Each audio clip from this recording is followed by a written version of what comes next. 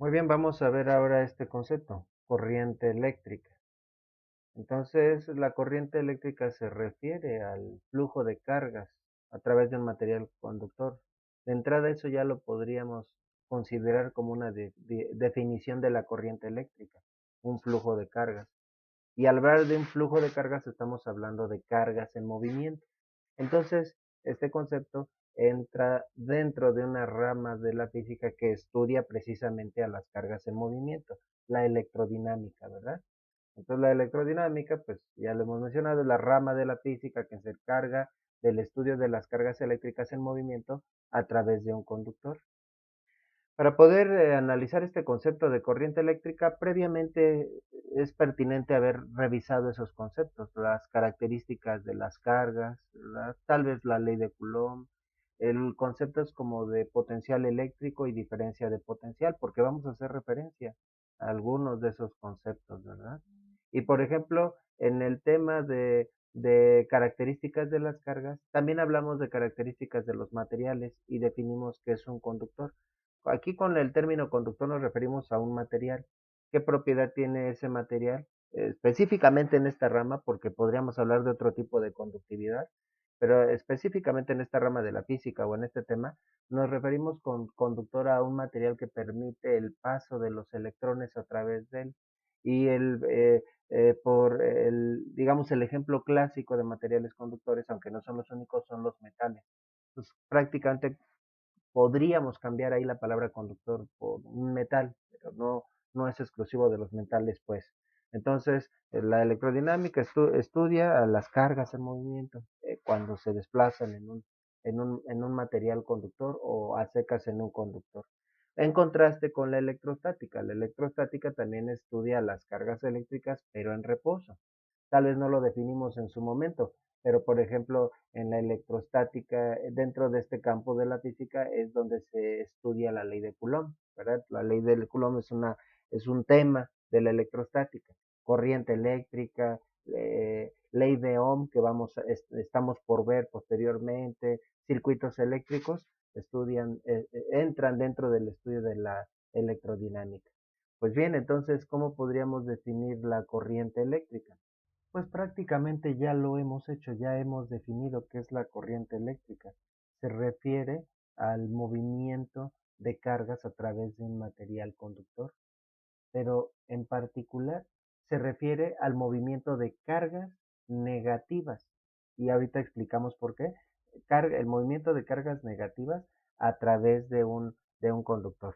Entonces, bueno, vamos a poner la definición. Corriente eléctrica, movimiento de cargas negativas a través de un conductor. Y todavía, para ser más precisos, se referiría al movimiento de electrones. Lo que se está moviendo son electrones a través de ese conductor. Bueno, esa manera en la que fluyen los electrones a través, por ejemplo, de un metal, se puede medir, puede tener diferentes intensidades. Y a veces este concepto se confunde con una magnitud física, con la forma en la que se mide la corriente eléctrica, ¿verdad? Y por error a veces utilizamos así la expresión, incluso los profesores, pero en realidad eso, que tal vez tú has escuchado y si no, no te preocupes, posteriormente lo veremos, eso que se mide en amperes, a veces le decimos corriente eléctrica, pero su nombre correcto sería intensidad de la corriente eléctrica. Bueno, ahora, ¿por qué en la corriente eléctrica hablamos del movimiento de cargas en negativas en particular? Bueno, ahí nos tendríamos que remitir al concepto de la estructura atómica o de las propiedades de los átomos, por llamarle de alguna manera, ¿no? Ahí, y a eso hice referencia en el tema de cargas. En ese momento yo utilicé la expresión, en un átomo no podemos jugar con los protones, es decir, no le podemos arrancar protones o poner un protón de más al núcleo, porque en el núcleo hay unas fuerzas muy, muy intensas que lo dificultan. No así en el caso de los electrones. Es mucho más fácil arrancarle electrones a un átomo o ponerle electrones, más electrones de los que normalmente tendría, convirtiéndolo así en un ion. También vimos ese concepto, los iones. Todos los electrones se pueden desprender más fácilmente de los átomos, ¿verdad? Que los protones, y por eso son los que fluyen, en términos sencillos, los que fluyen a través de un material conductor. Ahora, pero se necesita una condición para que esos electrones, que ahora los represento como esas bolitas azules, ¿verdad? Y el conductor como ese tubito, esa especie de tubo amarillo, se necesita una condición para que esos electrones fluyan, ¿verdad? Y bueno, y también analizando esa condición podemos establecer en qué dirección fluirían los electrones. Se dice que los electrones fluyen de una terminal negativa hacia una terminal positiva. Esto es cierto, no estoy diciendo que esto sea falso, ¿verdad? Pero es más que esto. Entonces, y esto se debe, incluso esto viene desde la primera ley de la electrostática.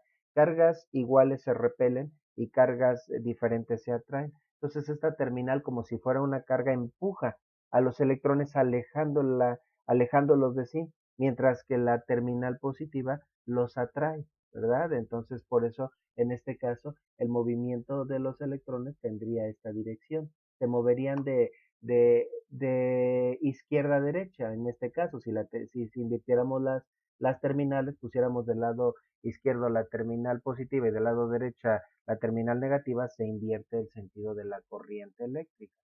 Bueno, pero también digamos, esa intensidad de esas terminales también se mide y a eso es a lo que le llamamos potencial eléctrico, es decir, necesitaríamos que cada una de las terminales tenga un potencial eléctrico distinto, porque si tuviéramos el mismo potencial eléctrico en ambas terminales, en ambos extremos del conductor, ¿verdad? No habría corriente eléctrica. Entonces, el potencial eléctrico es una propiedad que ya analizamos y que se mide en volts. Entonces, digamos que en el extremo izquierdo tenemos un potencial eléctrico vamos a poner cualquier ejemplo, de menos 20 volts y en el extremo derecho tenemos un potencial eléctrico de 30 volts. En ese caso, entonces, fluirían los electrones del extremo izquierdo al extremo derecho. Entonces, todavía más precisamente, para que haya un flujo de cargas, una corriente eléctrica, necesitamos una diferencia de potencial, concepto que también ya vimos previamente, ¿no? Que se refiere a que tengamos diferentes voltajes en los extremos, vamos a decirlo de términos sencillos. En este caso, ¿cuál sería la diferencia? Vamos a decir que en este extremo es el punto A y el extremo derecho es el punto B. ¿Cuál sería la diferencia de potencial de A a B? Pues la diferencia de potencial sería, para este ejemplo, 50 volts, ¿verdad?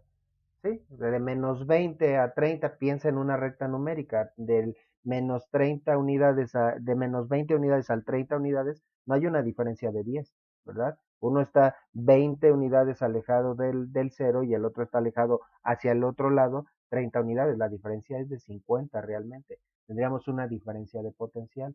Entonces, realmente lo que tendríamos que decir es que los electrones se mueven siempre de menor a mayor potencial eléctrico. Del lado izquierdo tenemos el potencial eléctrico menor.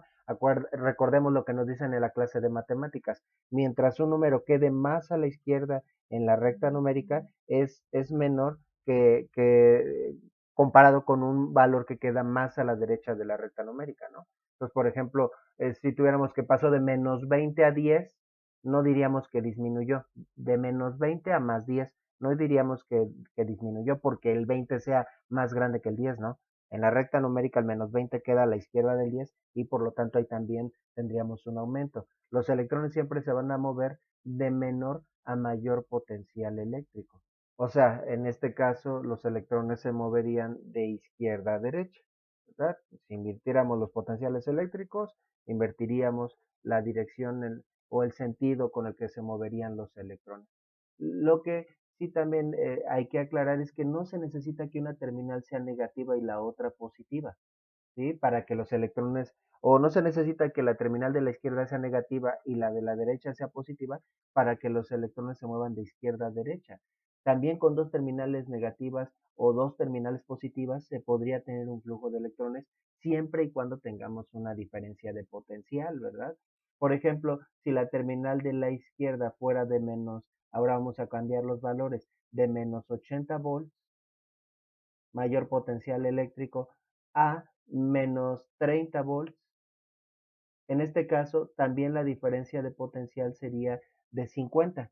¿sí? Aumentó, no disminuyó, aumentó, ¿verdad? Si nos movemos hacia la derecha en la recta numérica sería un aumento, ¿verdad? Entonces también estamos pasando de menor a mayor potencial eléctrico y eso haría que los electrones también se movieran hacia la derecha.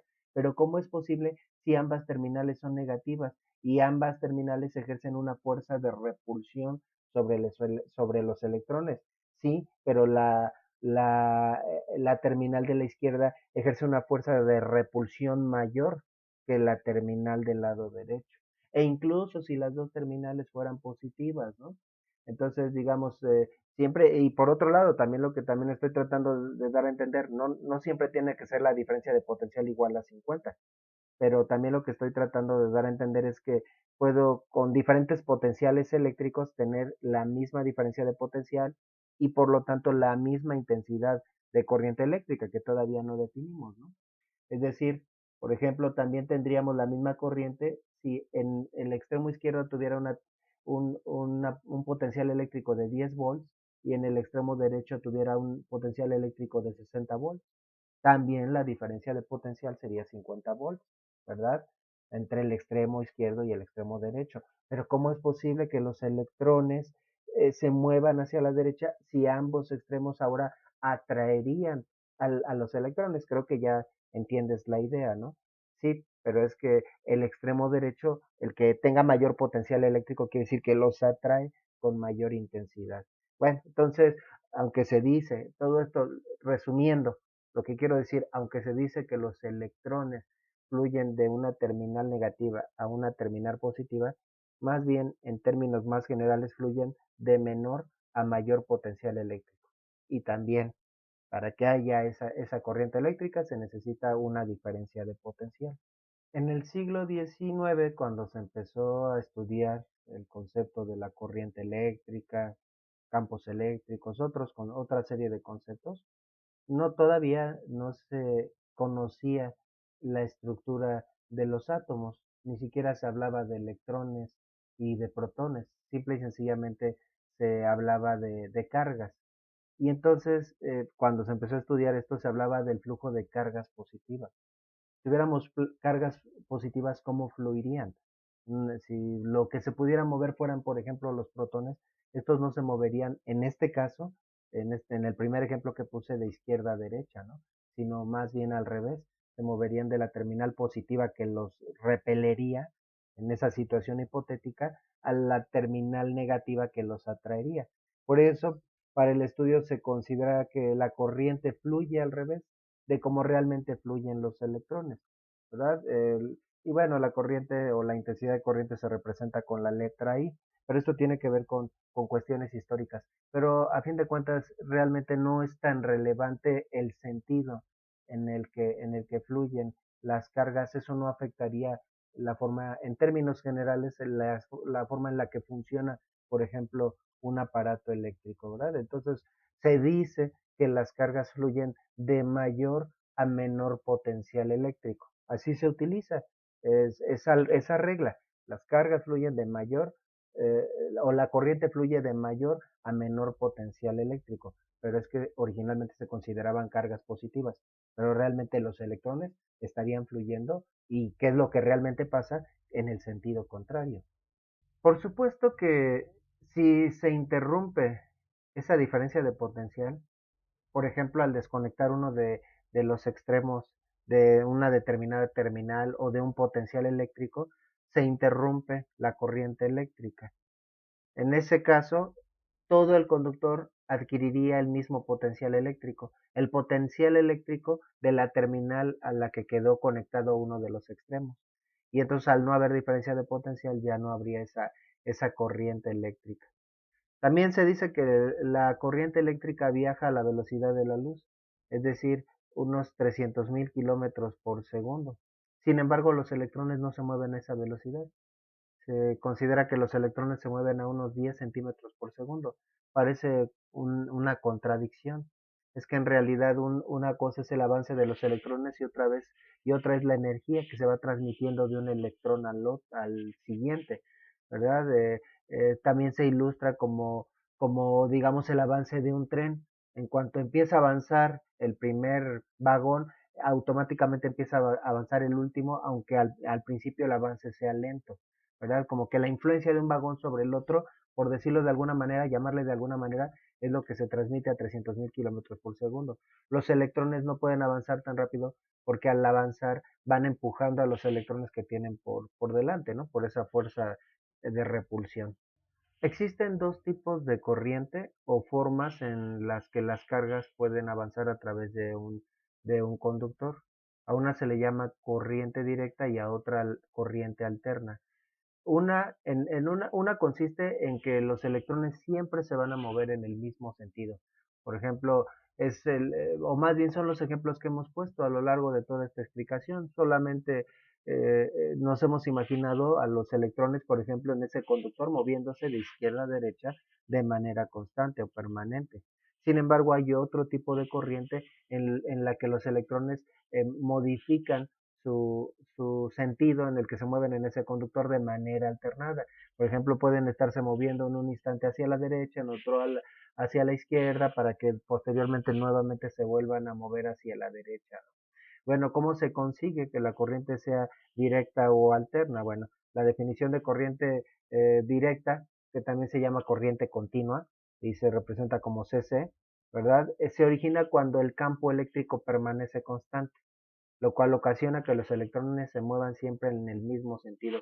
La verdad es que el campo eléctrico es un concepto al que le hemos dado la vuelta, no hemos hecho mucho referencia a él, pero podríamos también cambiarlo por cuando se mantiene constante la diferencia de potencial. Bueno, es que esa diferencia de potencial va a generar un campo eléctrico específico, ¿no? Entonces van de la mano. Entonces podríamos decir es cuando la diferencia de potencial es constante, no cambia. En un extremo siempre, por ejemplo, así en este caso que estábamos mencionando, cuando un extremo siempre su potencial eléctrico es de menos 20 volts y el otro extremo de 30 volts, entonces la corriente va a siempre tener el mismo sentido. Mientras que si intercambiáramos, súbitamente intercambiáramos esas, esos potenciales eléctricos, el que era menos 20 volts cambia instantáneamente a 30 volts y el que es 30 volts cambia instantáneamente a menos 20 volts, automáticamente se invierte el sentido de las cargas, ¿verdad? Bueno, ese tipo de corriente se le llama corriente alterna. Entonces se origina cuando el campo eléctrico cambia de sentido o cuando la diferencia de potencial también cambia de sentido de manera alternada, por lo que los electrones se mueven hacia un lado y otro a través del conductor, ¿verdad? Y esto en la corriente alterna, pues se genera decenas de veces por segundo.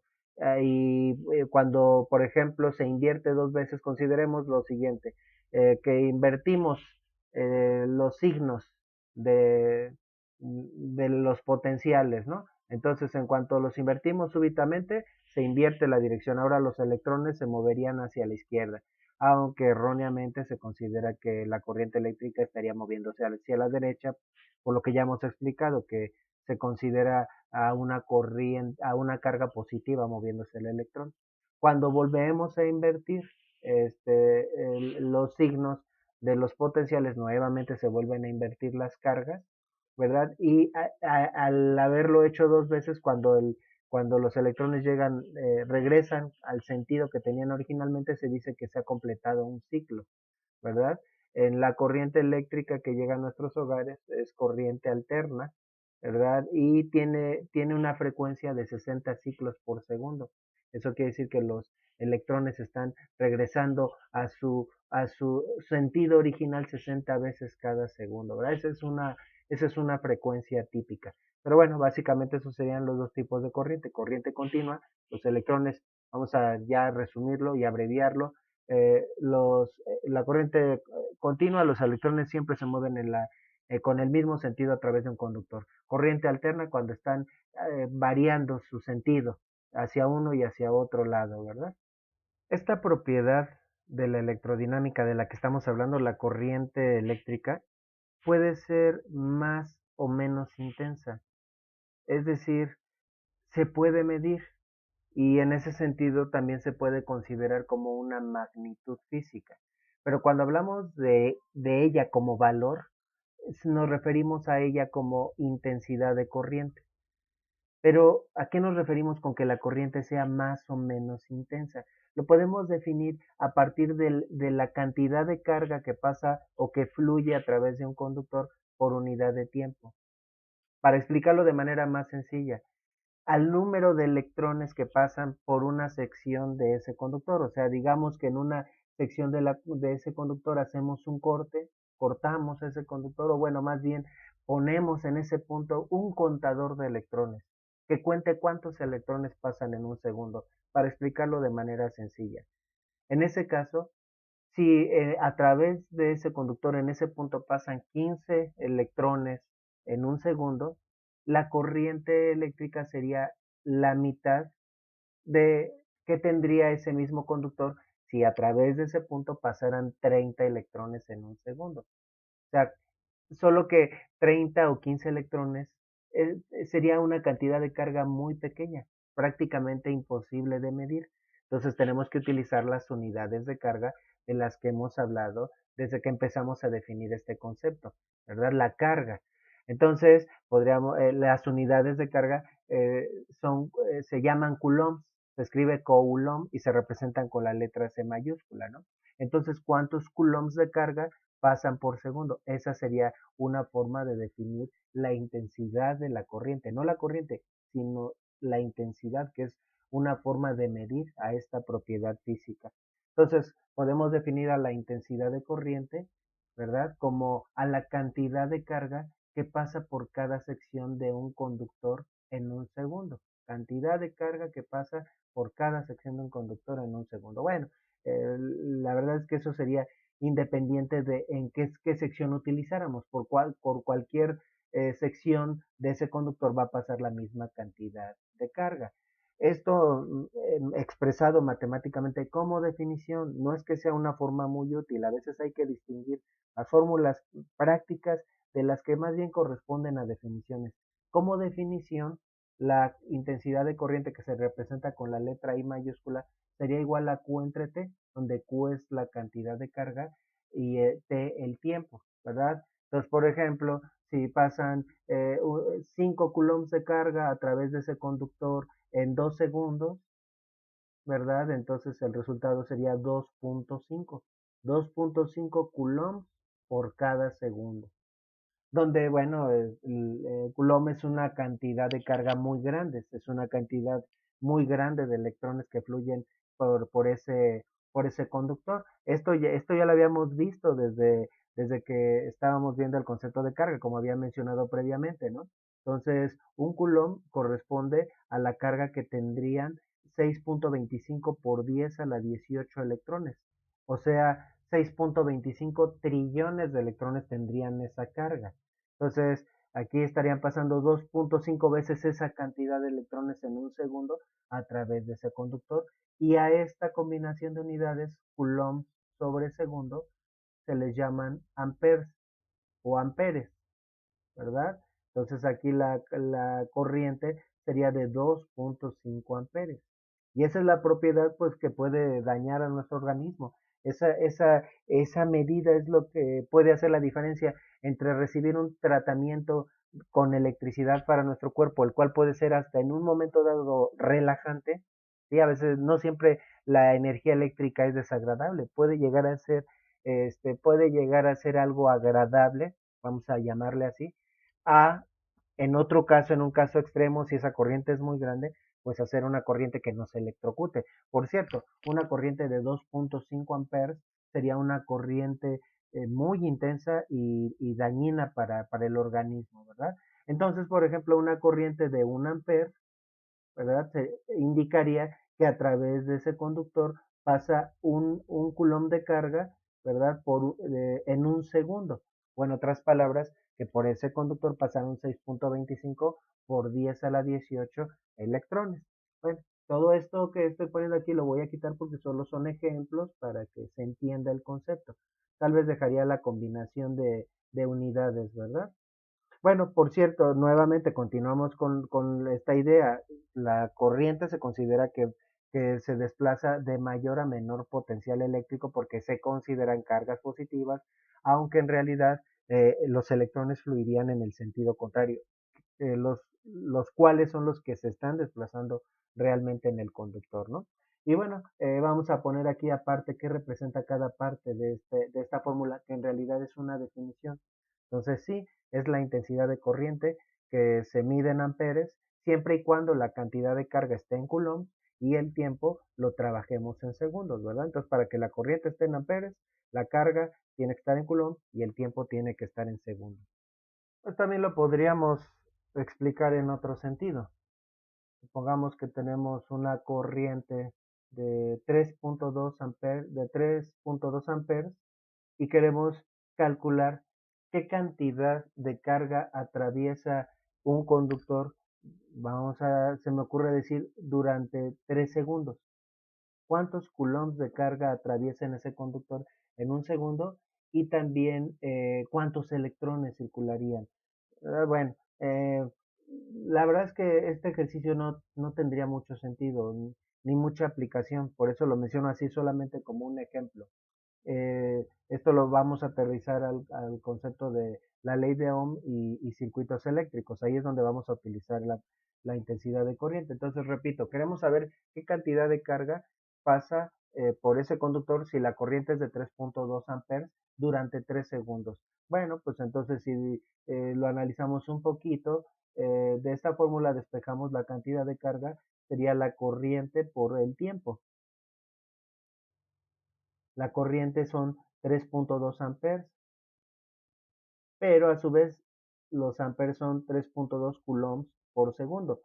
Y bueno, eso es lo que pasaría en un segundo. ¿Cuánto pasaría en 3 segundos? Ah, pues si multiplicamos esto por 3, se cancelan las unidades de tiempo y el resultado lo tendríamos en coulombs. Esto sería igual a 9.6 coulombs.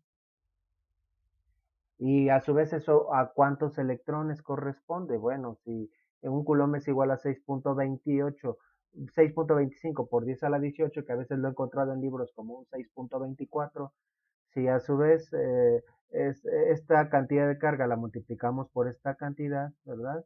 ¿Sí? Si un coulomb, en otras palabras, es igual a 6.25 por 10 a la 18 electrones, ¿cuánto sería 9.6 coulombs? Ya, hasta incluso como una regla de 3, solo tendríamos que multiplicar estos dos valores. 9.6 por 6.25.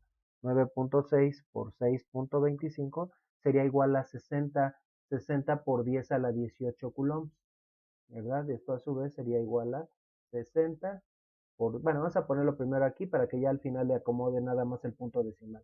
Serían 60 por 10 a la 18, o la carga de 60 por 10 a la 18 electrones.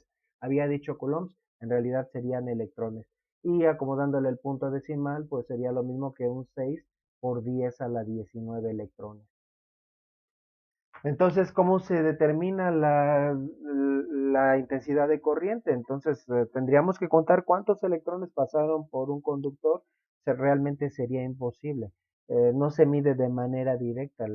No se puede determinar qué cantidad de carga está pasando. No podemos medir esa magnitud, sino más bien la corriente eléctrica se mide a partir de los efectos que produce, ¿verdad? La corriente puede afectar a otro tipo de fenómenos físicos. Y el dispositivo que se utiliza para medir la corriente eléctrica, la intensidad de corriente eléctrica se llama amperímetro. Vamos a poner la definición del amperímetro. La definición que ya habíamos mencionado, ¿verdad? Dispositivo que sirve para medir la intensidad de corriente eléctrica. Pero no es que tenga un contador de electrones. Realmente la explicación de su funcionamiento por el momento sería un poco oscura porque tendríamos que ver previamente también otro concepto que es el principio de inducción electromagnética. Y ya tendríamos que hablar aparte del magnetismo, ¿verdad? Pero tiene, digamos, una bobina con un núcleo, ¿sí? Y una bobina es un alambre enrollado, ¿verdad? Y que tiene a su vez en el núcleo acoplada una aguja articulada. Esa corriente eléctrica va a producir una fuerza mayor, más intensa o menos intensa, dependiendo a su vez de la intensidad de corriente, que va a hacer que se mueva más o menos la aguja. Como te vuelvo a repetir, por el momento un poco confusa la explicación de cómo funciona el amperímetro. pero en realidad la esencia es que no se mide directamente la corriente eléctrica, sino el efecto que produce a través de otros principios físicos, ¿verdad? Y en la electricidad, dado que no vemos el paso de los electrones, pues tenemos que valernos de todos los efectos que producen los campos eléctricos, las corrientes eléctricas para poder hacer las mediciones. Entonces, todo termina reduciéndose a dispositivos, aparatos, en los que básicamente los modernos tendrán un display en donde indica la medida de la corriente eléctrica y para nosotros es como una caja negra en donde no sabemos qué hizo ese aparato, pero tiene esa capacidad, esa facultad de medir la intensidad de la corriente eléctrica, pero es a través de otros principios físicos. Bueno, finalmente presentamos una tabla de los efectos que produce la corriente dependiendo de su intensidad, de su magnitud en el cuerpo humano, ¿verdad? La intensidad de corriente, la magnitud de la intensidad de corriente puede hacer la diferencia entre una sensación que puede llegar a ser agradable o que se puede hasta utilizar para fines terapéuticos, por ejemplo, para situaciones de contracturas musculares, a veces la terapia es a través de corrientes eléctricas, hasta en el otro extremo, que en el primer caso estamos hablando de corrientes muy bajas y en el otro extremo puede producir, por supuesto, la muerte y lesiones muy serias, ¿verdad? Si la magnitud de la intensidad de corriente es muy alta, ¿no? Ahí en la tabla dice de 0 a 0.5 miliamperes, o sea, media milésima de amper, no se observan sensaciones ni efectos. La corriente se empieza a percibir a partir de los 0.5 miliamperes, esa parte que dice el umbral de percepción se sitúa en 0.5 miliamperes, ¿no? De 0.5 a 10 miliamperes se pueden producir calambres, movimientos, reflejos musculares y el umbral de no soltar se sitúa en 10 miliamperes. Esto de no soltar se refiere a contracciones musculares involuntarias, movimientos involuntarios que puede hacer que, por ejemplo, una persona no pueda soltar el objeto que le está transmitiendo esa corriente eléctrica, ¿verdad? Entonces, entre 10 y 25 miliamperes se presentan las contracciones musculares, el agarrotamiento, o como luego se suele decir, el engarrotamiento de brazos y piernas con dificultad de soltar los objetos, ¿verdad? Entre 10 y 25 miliamperes. Estamos hablando de miliamperes. En amperes sería 0.025. O sea, corrientes que pudieran parecer muy bajas en realidad pueden ser delicadas. Puede producir en ese mismo rango aumento de la presión arterial y dificultades respiratorias. Luego la tabla nos dice que de 25 a 40 miliamperes dice fuerte tetanización, eh, tetanización que se refiere a contracciones repetitivas musculares, ¿verdad? También me parece que se les conoce como espasmos musculares, ¿verdad? Entonces empiezan a haber contracciones cíclicas de los músculos y situaciones más delicadas y peligrosas como irregularidades cardíacas, quemaduras y a partir de los 4 segundos asfixia, ¿verdad? Después de 40 a 100 miliamperes, bueno, además de los efectos anteriores, pero con mayor intensidad y gravedad, fibrilación, que se refiere a un problema en el ritmo cardíaco, cuando el corazón empieza a latir rápidamente y de manera errática, ya no de manera regular como late el corazón, ¿verdad? Y arritmias cardíacas. Alrededor de 1 amper, ¿verdad? Que pudiera parecer bajo, eso puede producir, además de la fibrilación, el paro cardíaco, quemaduras muy graves y alto riesgo de muerte. Y de 1 a 5 amperes, quemaduras muy graves, paro cardíaco y con elevada probabilidad de muerte. Esos son los efectos. Realmente lo que mata es la corriente eléctrica. Entonces, ¿por qué luego escuchamos peligro, alta tensión, cuando al hablarnos de tensión se nos está hablando no de corriente eléctrica, sino de la diferencia de potencial? Bueno, porque a su vez lo que produce la corriente eléctrica es la diferencia de potencial o la tensión eléctrica, ¿verdad? Entonces, va una cosa con la otra.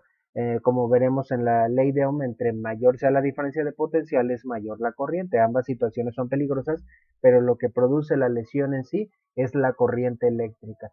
Ahora, ¿por qué valores tan bajos, aparentemente bajos? todo viene de la unidad el amper de la unidad de corriente eléctrica y de la unidad que a su vez se utiliza para definir el amper.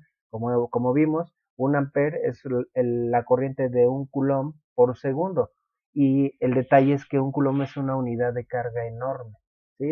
Entonces son demasiados electrones, 6.25 por 10 a la 18 electrones circulando a través de nuestro cuerpo. Esa sería la corriente de un amper.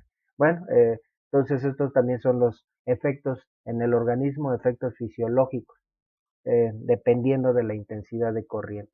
Y ese fue el tema de corriente eléctrica.